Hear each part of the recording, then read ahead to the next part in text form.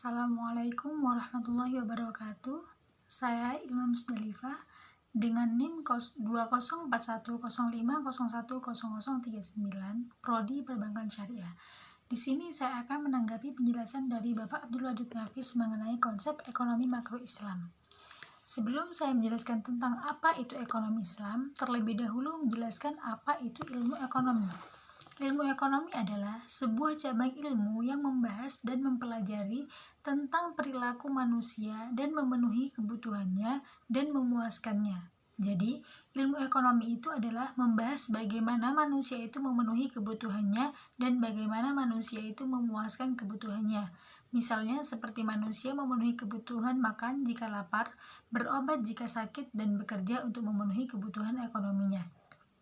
Selanjutnya yaitu ekonomi Islam. Ekonomi Islam adalah sebuah cabang ilmu yang membahas dan mempelajari tentang perilaku manusia dalam memenuhi kebutuhannya dan memuaskannya untuk mencapai falah berdasarkan pada prinsip-prinsip, nilai-nilai Al-Quran, Sunnah, dan Ijma'. Jadi, dalam ekonomi Islam di sini memenuhi dan memuaskan kebutuhannya berdasarkan falah untuk mencapai kebahagiaan zahir dan batin, sehingga mencapai dan memenuhi kebutuhan tersebut dengan ridho Allah Subhanahu wa Ta'ala yang didasarkan atas prinsip-prinsip dan nilai-nilai yang terkandung dalam Al-Quran, Sunnah, Ijma', dan Qiyas. Contoh kecilnya adalah apabila kita makan, maka makanlah sesuatu yang halal dan tidak berlebihan atau israf. Perbedaan antara ekonomi Islam, kapitalis, dan sosialis, jika dilihat dari sumbernya, ekonomi Islam itu bersumber kepada Al-Quran, As-Sunnah, dan ijtihad ulama. Sedangkan kapitalis bersumber dari pemikiran dan pengalaman manusia. Sosialis bersumber dari pemikiran dan pengalaman manusia. Yang kedua, jika dilihat dari kompetisi, ekonomi Islam ini kompetisinya dikontrol syariah Islam. Kapitalis kompetisinya usaha bebas dan melahirkan monopoli, sedangkan sosialis tidak terjadi mekanisme pasar dan tidak ada persaingan. Jika dilihat dari kepemilikan, ekonomi Islam pengakuan kepemilikan individu dan umum secara nisbi. Kapitalis pengakuan individu secara bebas, dan sosialis tidak mengakui kepemilikan individu, semua alat produksi milik umum. Jika dilihat dari kesejahteraan, ekonomi Islam, kesejahteraan bersifat jasmani, rohani, dan akal. Kapitalis, kesejahteraan bersifat jasmani belaka. Sosialis, kesejahteraan bersifat jasmani belaka. Jika dilihat dari mekanisme pasar, ekonomi Islam, mekanisme pasarnya bekerja sesuai maslahah. Kapitalis, mekanisme pasarnya dibiarkan berjalan sendiri, sedangkan sosialis perekonomian dijalankan lewat perencanaan pusat oleh pemerintah. Jadi, kapitalis itu harta dikuasai penuh oleh manusia, sosialis itu dikuasai oleh negara, sedangkan Islam, segala harta apapun bentuknya adalah pemberian Allah, yang penggunaannya diatur menurut aturan-aturan Allah Subhanahu wa Ta'ala. Sumber hukum ekonomi Islam itu ada 4. Yang pertama ada Al-Quran, yang kedua ada As-Sunnah, yang ketiga Ijma', dan yang keempat Qiyas.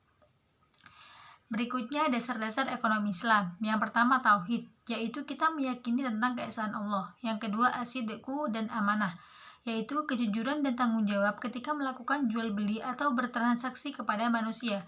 Yang ketiga mengakui hak milik individu dan umum. Yang keempat al-adalah, yaitu keadilan dalam melakukan jual beli dan segala hal.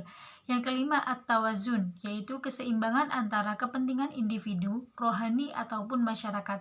Yang keenam at-ta'awun, yaitu tolong-menolong antara sesama manusia, baik dalam meminjamkan modal untuk usahanya ataupun untuk kebutuhan yang lain. Selanjutnya yaitu prinsip-prinsip ekonomi Islam. Bebas dari maghrib, yaitu maghrib yang terdiri dari maisir yang ada unsur judinya, dan gharar yang berunsur penipuan, dan riba yang berarti bunga atau tambahan yang terdapat dalam pinjaman atau jual beli. Karakteristik ekonomi Islam. Yang pertama, ekonomi Islam ini terikat dari akidah, syariah, dan akhlak. Yang kedua, harta kepunyaan Allah dan manusia menjadi khalifahnya. Yang ketiga, larangan maisir, gharar, dan riba. Yang keempat, keadilan dan keseimbangan dalam melindungi kepentingan individu dan masyarakat. Yang kelima, keseimbangan antara kerohanian dan kebendaan. Yang keenam, bimbingan konsumsi. Yang ketujuh, petunjuk investasi. Yang kedelapan, zakat.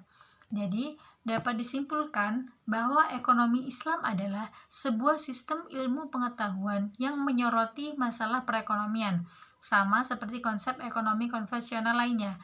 Hanya dalam sistem ekonomi Islam ini, nilai-nilai Islam ini menjadi landasan dan dasar dalam setiap aktivitasnya. Sekian tanggapan yang dapat saya jelaskan. Terima kasih. Wassalamualaikum warahmatullahi wabarakatuh.